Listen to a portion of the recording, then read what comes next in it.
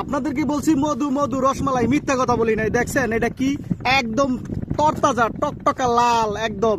শহরে মেয়েরা খাইবে না জানে আরাম পাইবে, ভাই আপনারা খাইবেন, কল করবেন আমারে পাইবে। এই যে দর্শক, কেউ যাবেন না আমার ক্যামেরার সামনের থেকে। আজকে এই ইউটিউবটা যে দেখবেন, আমি আপনাদেরকে শুধু তরমুজ দেখাবো না, দেখাবো কি রসমালাই। রসমালাই এই যে দেখেন, উস্কাইতে পারি না, টাকা দিয়া পানি কিনা খেয়েন না, তরমুজ কিনা খাবেন। তরমুজ না, এটা রসমালাই। রসমালাই একদম খাঁটি অরিজিনাল, ক্ষেতের থেকে কাইটে আনছি।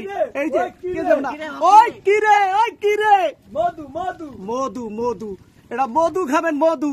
এটা কোনো মনে কয় এখনই খাইয়া লাগে, খাইতে পারবো না, কিন্তু কাজ করলে খাইতে পারতাম। তো আপনারা সবাই সাথে থাকবেন আমার ভাই। এগুলা ঢাকা চালান করবো, কারণ ঢাকায় মানুষে তরমুজ খেতে পারে না টাকা দিয়া, ফ্রি, একদম ফ্রি।